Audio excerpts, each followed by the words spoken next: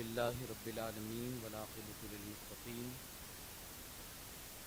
والصلاة والسلام علی سید الانبیاء والمرسلین وعلی آلہ الطیبین واصحابہ الطاہرین اجمعین اما بعد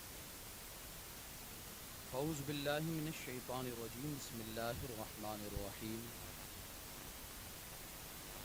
ام حسبتم ان تدخلوا الجنہ ولما يأتكم مثل الذين خلوا من قبلكم مستهم البأساء والضراء وزلزلوا حتى يقول الرسول والذين آمنوا معه متى نصر الله ألا إن نصر الله قريب صدق الله العظيم۔ انتہائی خلوصیت اور احترام کے ساتھ آقا نامدار مدینے کے تاجدار دونوں عالم کے مالک و مختار حضور احمد مجتبی محمد ارواحنا فدا صلی اللہ علیہ وسلم کی بارگاہ بے کس پناہ میں درود پاک کا ہدیہ پیش کریں۔ اللہم صلی علی سیدنا شفینا نبینا مولانا محمد کما تحب و ترضی بان تصلی علیہ صلاۃ و سلام علیک یا رسول اللہ صلی اللہ تعالی علیہ وسلم۔ امام علی مقام امام حسین رضی اللہ تعالیٰ عنہ فرماتے ہیں رسول پاک صلی اللہ علیہ وسلم نے فرمایا وہ بندہ بخیل ہے جس کے سامنے میرا ذکر ہو اور وہ مجھ پر درود نہ پڑھے۔ ایک بار اور جی لگا کر درود پاک پڑھیں۔ اللہم صلی علی سیدنا شفینا نبینا مولانا محمد مبارک وسلم صلاۃ و سلام علیک یا رسول اللہ صلی اللہ علیہ وسلم۔ حضرات، سورہ بقرہ کی ایک آیت کریمہ آپ کے سامنے میں نے تلاوت کی ہے انشاءاللہ العزیز۔ آج اسی آیت کریمہ کے حوالے سے چند باتیں عرض کرنے کی کوشش کروں گا۔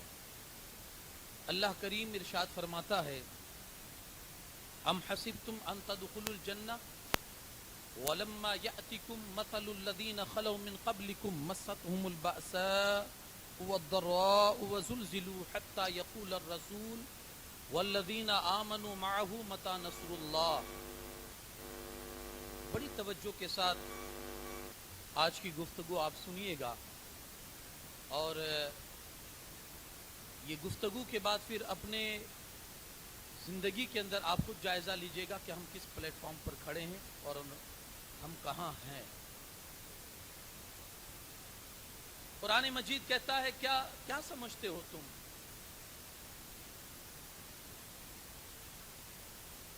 کہ جنت میں ایسے ہی چلے جاؤ گے؟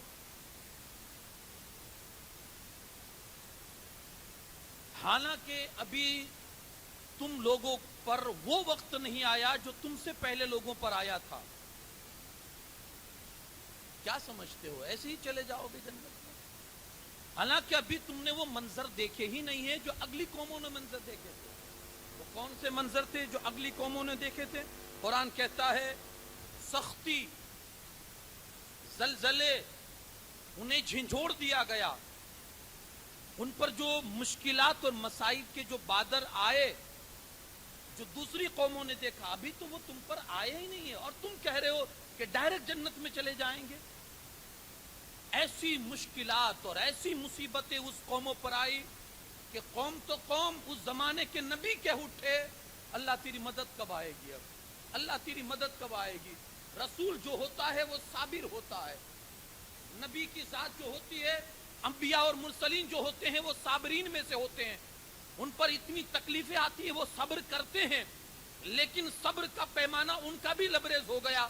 جب انہیں سخت ستایا گیا، ان پر تکلیفیں آئی، تو پھر رسول، عوام تو عوام، مومن تو مومن، رسول کہہ اٹھے اللہ اب تیری مدد کب آئے گی؟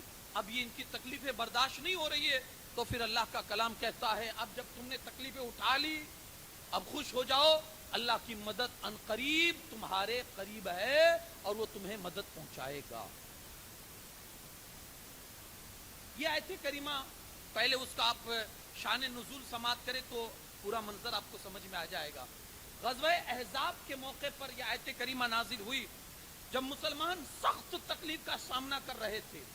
ایک تکلیف تو یہ تھی کہ ہاتھ میں کھانے پینے کا کوئی سامان نہیں تھا، دوسری تکلیف یہ تھی سخت کڑاکے کی دھوپ گر رہی تھی، تیسری تکلیف یہ تھی سامنے مقابلہ بہت बड़े जालिम दुश्मनों के साथ था। चौथी तकलीफ ये थी कि उन लोगों को अपने हाथों से बड़े बड़े खंदक, गड्ढे, गहरे गड्ढे खोदने पड़ रहे थे, चारों तरफ से तकलीफ। और सबसे बड़ी तकलीफ ये थी कि मदीना पाक में कुछ गैर मुस्लिम और जो मुनाफिक किस्म के लोग थे वो भी मुसलमानों के खिलाफ प्लानिंग कर रहे थे और साजिश कर रहे थे।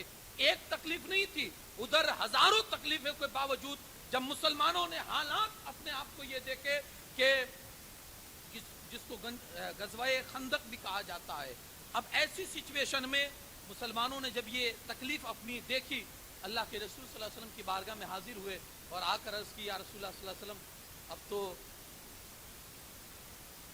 जो तकलीफें हम पर आ रही है बर्दाश्त से बाहर है, हुजूर कुछ फरमाएं, कुछ दुआ फरमाएं, ये तकलीफें दूर हो जाए। उस वक्त ये आयत नाजिल हुई, मोमिनो क्या समझते हो, कलमा पढ़ लिया तो समझते हो डायरेक्ट जन्नत में चले जाओगे?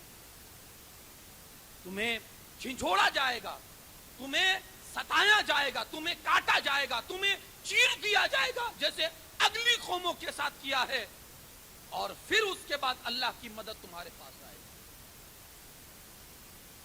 अब ये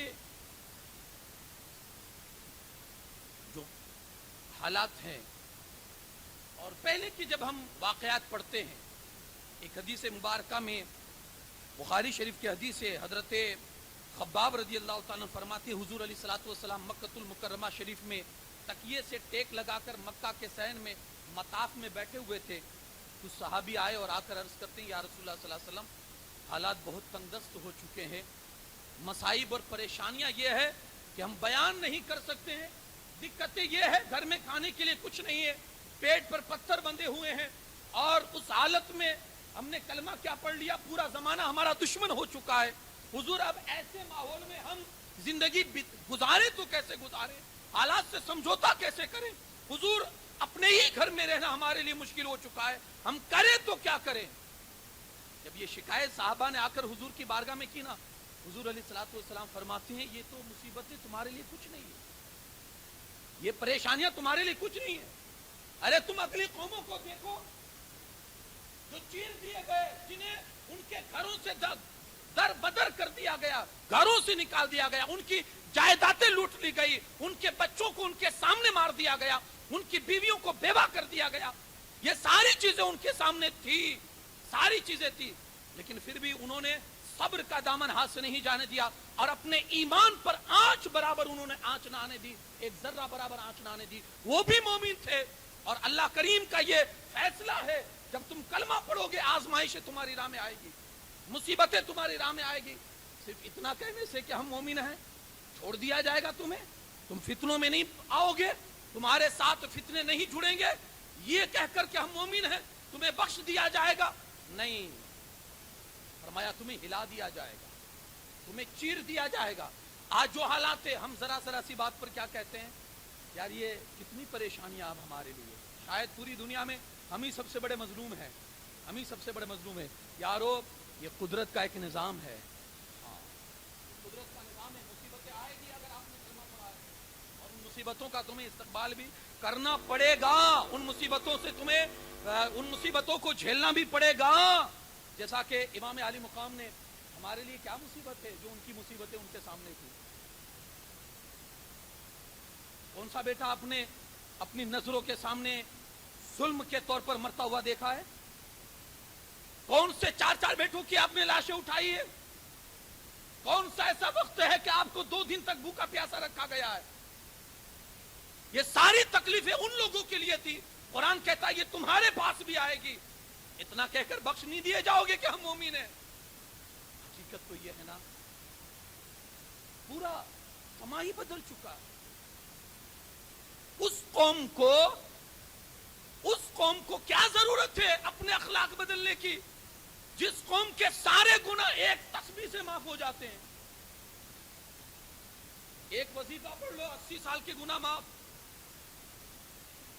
2 रकात पढ़ लो जीवन बीमा। अब जिस कौम के पास इतने बड़े वजीफे हो, उसको अपने आप को सुधारने की जरूरत क्या है? ये हैरत नहीं हमारे लिए? एक चीज याद रखना, ایسا کوئی وظیفہ نہیں ہے کہ آپ کے اخلاق اچھے ہو نہ ہو اور آپ کے سارے گناہ معاف ہو جائیں. ایسا کوئی وظیفہ نہیں. آپ کا کردار اسلامی نہ ہو اور آپ ڈائریکٹ جنت میں چلے جاؤ، ایسی کوئی نماز نہیں ہے. آپ کردار کے مسلمان نہ ہو، آپ کردار کے مسلمان نہ ہو اور آپ کو بغیر پوچھ تاچھ کے اللہ ڈائریکٹ جنت میں پہنچا دے، ایسا بھی کوئی عمل نہیں ہے. ایسا بھی کوئی عمل نہیں. کون سے مسلمان ہیں؟ کون سے مسلمان؟ ہمارا کردار اپنا کیا ہے؟ ہم دیکھیں، ہم اپنے آپ کو دیکھیں. آئیے کربلا کی تاریخ سے اپنے آپ کو سمجھے کہ ہم مسلمان کیسے اور ہماری زندگی کیسی ہونی چاہیے. کربلا کی تاریخ سے اپنے آپ کو سمجھتے ہیں. زندگی کیا ہے؟ یہ ہمیشہ یاد رکھیے، زندگی صرف سانس لینے کا نام نہیں ہے. میں ڈاکٹر اقبال کی زبانی آپ کو بتاؤں. ڈاکٹر اقبال کہتے ہیں، از برتر از اندیشہ سود و زیاں ہے زندگی، کبھی جاں تو کبھی تسلیم جاں ہے زندگی. مطلب یہ ہوتا ہے کہ زندگی نفع اور نقصان کے اندیشوں سے اوپر کی ایک چیز ہے. نفع اور نقصان سے اوپر کی ایک چیز ہے. کبھی سانس لینا زندگی ہے تو کبھی سانس دے دینا بھی زندگی ہے. کبھی سانس لینا زندگی ہے تو کبھی رب کی خوشی کے لیے جان دے دینا بھی زندگی ہے. صرف سانس لینا اور جینا ہی زندگی نہیں ہے. یہ علامہ اقبال کہتے ہیں، مطلب یہ اللہ پاک کی رضا اصل چیز ہے. جب سانس لیتے رہنے میں اس کی خوشی ہو، اس کی رضا ہو تو سانس لینا زندگی ہے. جب دکھ میں رہنا اس کی خوشی ہو تو دکھ میں رہنا زندگی ہے. جب سکھ میں رہنا اس کی رضا ہو تو سکھ میں رہنا زندگی ہے. اور جب وہ راضی ہو کہ بندہ قربان ہو جا تو امام عالی مقام کی طرح اس طرح قربان ہو جانا بھی زندگی ہے. 56 سال کی عمر تھی جب میرا امام شہید ہوا. 56 سال 5 مہینے 5 دن. اب یہ 56 سال جو جیے یہ بھی زندگی ہے. کیوں؟ رب کی رضا سے حسین جی لے، میری خوشی اسی میں ہے کہ تو جی کے مجھے راضی کر. تو 56 سال تک میرا امام جیتا رہا، یہ بھی زندگی. اور جب رب نے 56 سال کمپلیٹ ہو گئے، رب نے کہا حسین اب جان قربان کر دے. حسین نے رب کی چاہت میں جان قربان کر دی تو کر کے بھی بتا دیا لوگوں 56 سال جو جیا ہوں وہ بھی زندگی ہے اور جو جان اللہ کے نام پر لٹا رہا ہوں یہ بھی زندگی ہے. قرآن نے اس چیز کو تو کہا وَلَا تَقُولُوا لِمَنْ يُقْتَلُ فِي سَبِيلِ اللَّهِ أَمْوَاتٌ. تم نہیں سمجھو گے، ارے یار ان کو مردہ مت کہو. جو اپنی جان اللہ کے حضور پیش کرتے ہیں وہ مردہ نہیں ہے، وہ تو زندہ ہے. تمہیں ان کی زندگی کا کیا شعور ہے؟ یارو لوگ جی کر بھی مردہ ہوتے ہیں، وہ تو ایسے زندہ ہے، آج بھی زندہ ہے، کل بھی زندہ تھے اور ہمیشہ ہمیش کے لیے زندہ ہے. زندگی یہ ہے، جب تک رب چاہے تمہارا سانس لینا، اگر اس کی رضا ہے اس میں، اگر اس کی خوشی ہے تو یہ زندگی ہے. اور اگر جی رہے ہیں سانس بھی جاری ہے اس کی خوشی ہی نہیں ہے تو یارو اس زندگی سے مرنا بہتر ہے. یہ اہم پوائنٹس آپ کو بتا رہا ہوں کہ زندگی کیسے گزاری جائے، کیونکہ ہم بہت آگے نکل گئے یارو اس معاملے میں. ہم نے یہ سوچ لیا ہم مومن ہیں، ہم سنی مسلمان ہیں. 2-4 لوگوں نے ہاتھ کیا اٹھا دیے، یہ وظیفہ پڑھ لیجئے، 1 نعرہ لگا لیجئے، 2 نعرے لگا لیجئے، محبت میں ہاتھ اونچے کر دیجئے. ہم نے سمجھ لیا کہ ہم سب سے پکے مومن اور ہم سے سوال ہی نہیں ہوگا. ادھر مرے ادھر منکر نکیر آئے اور آ کر ڈائریکٹ قبر میں یہی سوال کرے، او آپ سنی مسلمان، آپ سے کیا پوچھنا، ارے بھائی جاؤ جاؤ تمہارے لیے جنت کے دروازے کھلے، جاؤ ڈائریکٹ جنت میں چلے جاؤ. شاید ہم نے یہی سمجھ لیا. درود پاک پڑھیں. اللہم صلی وسلم وبارک علی سیدنا شفیعنا نبینا مولانا محمد کما تحب و ترضى بن تصلی علیہ الصلوۃ والسلام علیک یا رسول اللہ صلی اللہ تعالی علیہ وسلم. دین کیا ہے، دین کا میسج کیا ہے، دین کا پیغام کیا ہے، اسے کوئی سروکار نہیں ہے. معاملہ اس حد تک آ چکا ہے کہ اب صرف ہمارا اندھی عقیدتوں پر ہی ایمان اب ٹکا ہوا ہے، اندھی عقیدتوں پر. ایک مسلمان کس کو کہتے ہیں؟ ایک مسلمان کے کلمہ پڑھنے کے بعد اس کے لوازمات کیا ہوتے ہیں؟ ایک مسلمان کی زندگی کیسی گزرنی چاہیے؟ کوئی اس سے ہمیں سروکار نہیں ہے. معاملہ صرف اتنا ہے، اندھی عقیدتوں پر آج ہمارا پوری زندگی کا دار و مدار ہے. بایزید بستامی کی بارگاہ میں ایک مرید آیا، آ کر کہتا ہے حضور اپنے جبے مبارک کا ایک ٹکڑا مجھے عطا کر دیجئے تاکہ برکت کے لیے میں اپنے پاس رکھوں تو اس سے برکت حاصل ہوئے نا مجھے. اپنے جبے مبارک میں سے یا امامہ شریف میں سے ایک ٹکڑا آپ عطا فرما دیجئے کہ مجھے برکت ملے.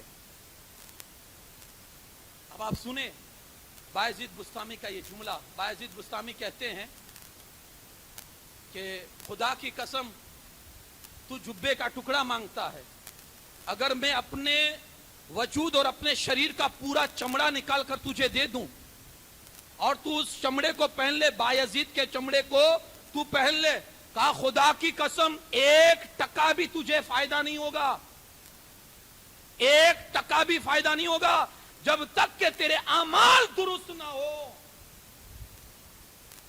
اب کتنی بھی غلافیں باندھو، کتنی بھی ٹوپیاں پہن لو، کتنے ہی آپ چادریں لٹکا لو، کوئی مطلب نہیں ہے اگر آپ کا قدم اگر دین مصطفیٰ پر نہیں ہے، کوئی مطلب نہیں ہے. کڑے پہن لو، انگوٹھیاں پہن لو، پورے ہاتھ انگوٹھیوں سے آپ رچ لو، پورے ہاتھ میں انگوٹھیاں باندھ لو، پہن لو، کوئی مطلب نہیں ہے اگر آپ کا قدم شریعت مصطفیٰ پر نہیں. کون سی زندگی جی رہے بھائی؟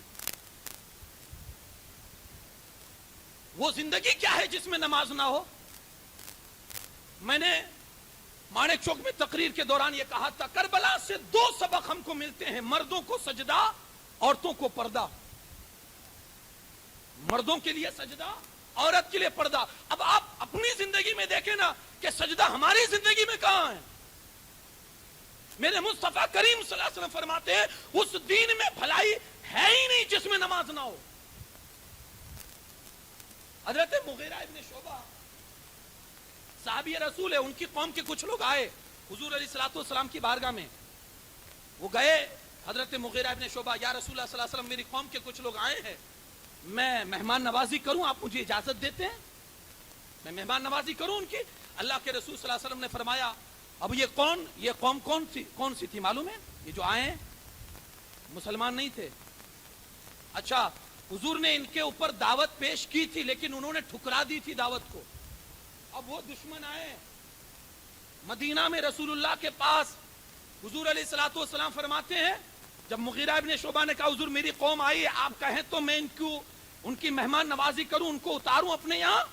حضور علیہ الصلوۃ والسلام نے فرمایا اگر تم ان کی مہمان نوازی کرنا چاہتے ہو میں تمہیں انکار نہیں کروں گا، ان کو بلاؤ، مہمان نوازی کرو، لیکن میری ایک بات یہ ہے کہ ان کو ایسی جگہ اتارو کہ جب مسلمان قرآن پڑھے تو ان کے کانوں میں قرآن کی آواز جانی چاہیے. ایسی جگہ ان کو اتارو کہ جب قرآن پڑھے، ہاں کیونکہ یارو جب قرآن سنا جاتا ہے نا تو اگر صحیح معنوں میں قرآن سنا جائے تو وہ زندگیوں میں انقلاب پیدا کر دیتا ہے، زندگیاں بدل دیتا. اگر صحیح معنوں میں آپ سنیں تو ہم تو سننے سے بھی رہ گئے، پڑھنے سے بھی رہ گئے. انقلاب آتا ہے. آپ کو یقین نہیں ہے تو کوئی فضیل ابن عیاض کی بارگاہ میں جا کر پوچھے. فضیل ابن عیاض ڈاکو، رہزنی کرنے والے، زندگی اسی میں گزر گئی. کسی نے پوچھا حضور انقلاب اچانک ایسا انقلاب کیسے پیدا ہوا؟ کہا ایک قرآن کی آیت نے پوری زندگی کا نقشہ بدل ڈالا.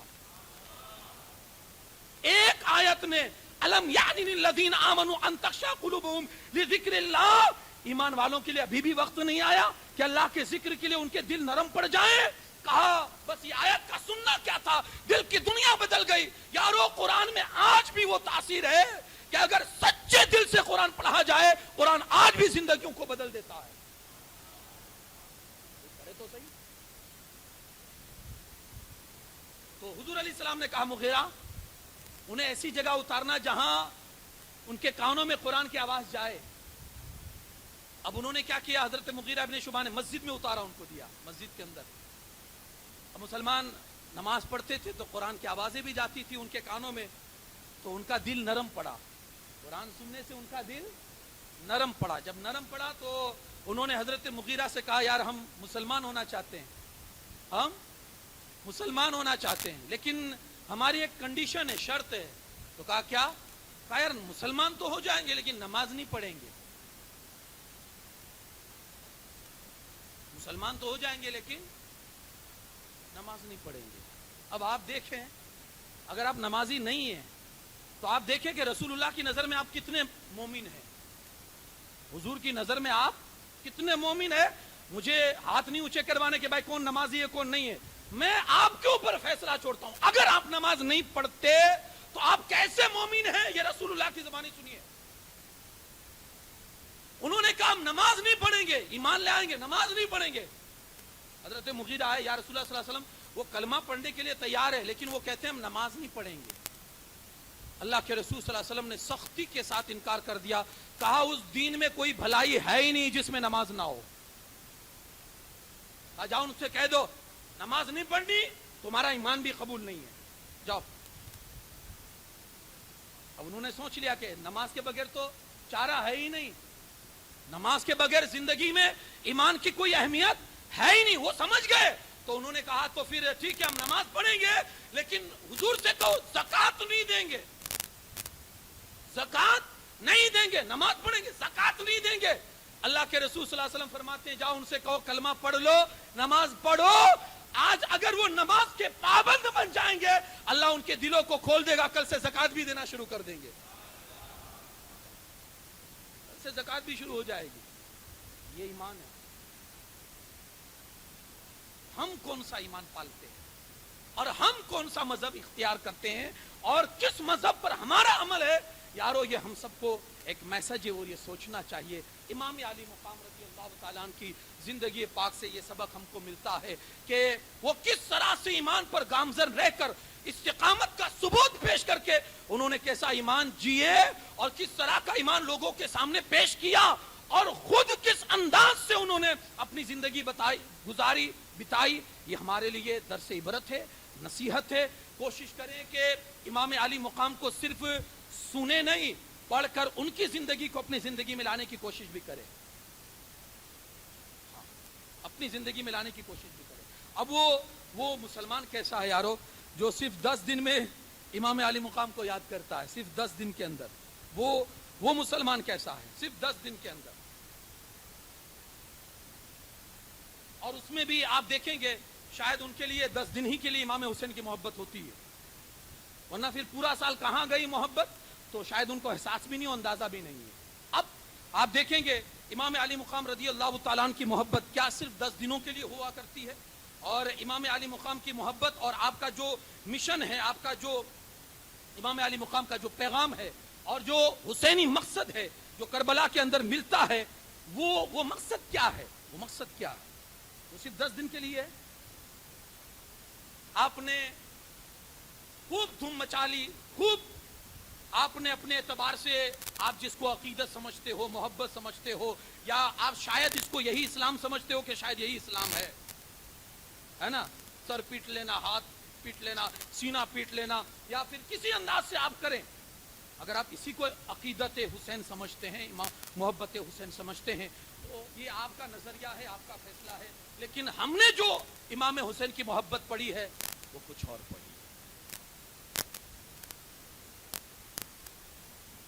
جس فیلڈ کا جو آدمی ہوتا ہے اس فیلڈ میں اسے زیادہ جانکاری ہوتی ہے. آپ کو معلوم ہے امام حسین کی محبت کیا ہے؟ آپ اس فیلڈ کے مسافر ہو, آپ اس فیلڈ کے آدمی ہو, نہیں ہو, کبھی آپ نے پوچھا کسی سے مقصد کربلا کیا ہے؟ ایک گھر بنانا ہوتا ہے نا, 4 انجینئر سے کانٹیکٹ کرتے ہیں اور 4 آدمیوں سے تو نقشہ بنواتے ہیں, پھر جو نقشہ پسند آتا ہے پھر اس پر عمل کرتے ہیں, اور پھر ڈائریکٹ بنا نہیں ڈالتے ہیں. کانٹریکٹر کون سا اچھا ہے, کس کا کام بہتر ہے, کون کام میں ایمانداری سے کام کرتا ہے, 4 آدمیوں سے اسی صلاح مشورہ کریں گے, یار اس کو کام دے رہا ہوں, دوں کہ نہ دوں. یعنی اتنی چھان بین, اتنی وہ کس کے معاملے میں, دنیا کے معاملے میں. ایک کپڑا خریدنا ہے, 10 آدمی سے سوال ہوگا دوستوں سے, یار شہر میں سب سے بہترین دکان کون سی ہے؟ گئے سال یار میرے ساتھ تو یہ دھوکا ہو گیا کہ وہاں سے کپڑا خریدیا, بہت جلدی پھٹ گیا. اب تو بتا, یعنی چھان بھی دنیا کے معاملات میں ہماری اتنی ہے, لیکن دین کے معاملات میں مقصد کربلا کیا ہے یہ ہم نے آج تک نہیں سمجھا. ہم نے سمجھا صرف 10 دن ہاں دھوم مچا لو, یہی مقصد کربلا ہے. یقین مانیے گا, دل پر ہاتھ رکھ کے کہہ رہا ہوں, اور کاش کہ تمہارے دل میں یہ بات بیٹھ جائے اور آپ سمجھ جائیں کہ میں کیا کہنا چاہتا ہوں آپ سے. کل قیامت کے دن امام حسین کو منہ دکھانا بھاری پڑ جائے گا, منہ دکھانا بھاری پڑ جائے گا.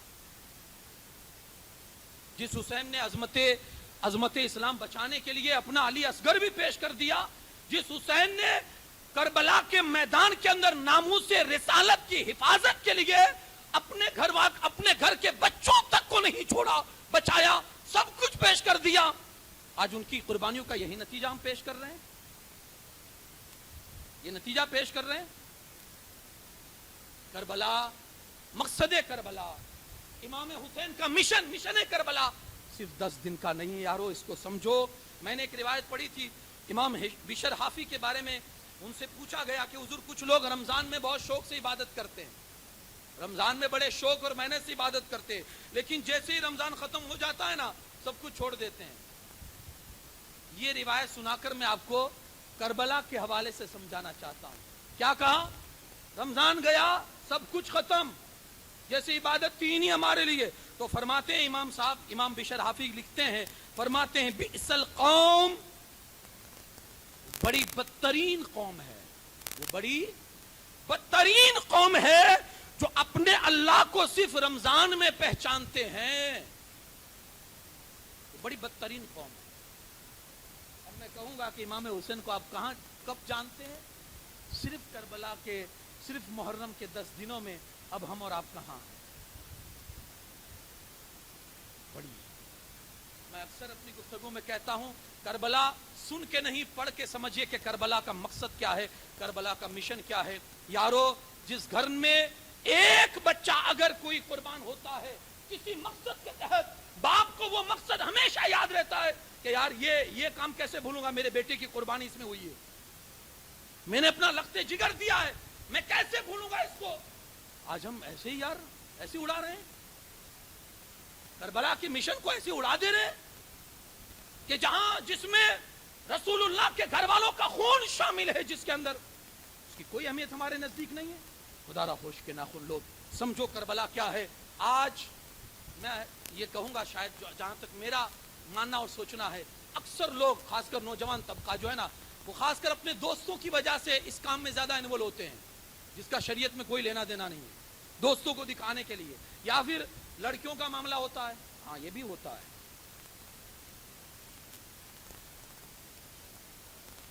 اب میں, ہمارے بزرگوں کا تجربہ بھی کافی اس میں شامل ہے.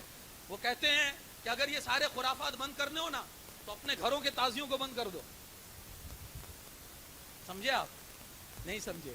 کہا یہ خرافات اگر بند کرنے ہو نا تو جو تمہارے گھروں کے تعزیے باہر نکلتے ہیں انہیں بند کر دو, خرافات آٹومیٹک بند ہو جائیں گے. جو گھروں کے تعزیہ بند سج کے جو سور کے نکلتے ہیں گھروں کے تعزیے, کہا ان کو بند کر دو, خرافات خود بخود ختم ہو جائیں گے. اب اس میں زیادہ تر لوگوں کا جو کرنا ہوتا ہے وہ کس میں ہوتا ہے؟ دوستوں کی وجہ سے. میں اکثر کہتا ہوں یارو, شیطان سے برا دوست ہوتا ہے, برا دوست شیطان سے بھی برا ہوتا ہے, کیونکہ وہ صرف خیال ڈالتا ہے گناہ کا اور یہ ہاتھ پکڑ کر گناہ کرواتا ہے. ایک روایت میں نے پڑھی تھی, حضرت عمر, سیدنا عمر عبدالعزیز, عمر بن عبدالعزیز, وصال کا وقت قریب آیا تو کسی نے آپ سے کہا کہ گھر والوں کے لیے کیا چھوڑ کے جا رہے ہو, کچھ بچایا ہی نہیں اپنے گھر والوں کے لیے. کہا میں نے ان کا جو حق تھا ان کو دے دیا. حضرت عمر نے کہا جو حق تھا ان کو دے دیا. تو کہا کیا دیا؟ وہ تو کسی کی میں خیرت برباد نہیں کر سکتا. میرا بھائی, ہر نوجوان بھائی یہ عمر ابن عبدالعزیز کا یہ جملہ یاد رکھے, کسی بھی دوست کے لیے اس کی دنیا بنانے کے لیے اپنی آخرت کو برباد نہ کرے, اس کے سامنے اچھا لگانے کے لیے یا دو لوگوں کی واہواہی کے لیے کہ کچھ لوگ ہماری جوانی کی واہواہی کریں گے یا ہمارے جذبے کی واہواہی کریں گے, دیکھ تو یار کتنے بہترین انداز سے یہ کام کرتا ہے یار, تھکتا بھی نہیں ہے یار, اس کی پرسنالٹی تو دیکھ یار, اس کی طاقت تو دیکھ یار, اس کے اندر جذبہ تو دیکھ. یہ 2 لمحوں کے لیے, یہ 2 جملوں کے لیے, یہ تھوڑی سی واہواہی کے لیے اپنے آخرت کو برباد نہ کرے, اور امام حسین رضی اللہ تعالیٰ عنہ کے سامنے اپنے آپ کو شرمندہ ہونے سے بچائیں. یارو کوشش کرے وہ دین اپنی زندگی میں لائے جو جس دین پر عمل امام حسین اعظم رضی اللہ تعالیٰ عنہ نے کیا تھا, یا جس دین کی نیا کو ڈوبنے سے میرے امام نے بچایا تھا, اس دین کو آپ فالو کیجئے, عمل کیجئے, اور اس دن کو پڑھیے, اپنی زندگی میں لائیے. دین کیا کہتا ہے, شریعت کیا کہتی ہے, امام حسین کی اصل لڑائی یزید سے جو تھی وہ کیا تھی. وقت نہیں ہے, انشاءاللہ آج رات آئیے مانک چوک میں بتاؤں گا اصل لڑائی کیا تھی امام عالی مقام کی یزید سے. انشاءاللہ اس پر گفتگو ہوگی. اللہ پاک کہنے سننے سے زیادہ عمل کی توفیق عطا فرمائے, اور حسینیت کو سمجھنے, مقصد کربلا کو سمجھنے کی ہم عاشقان حسین کو توفیق عطا فرمائے. وما علینا الا البلاغ.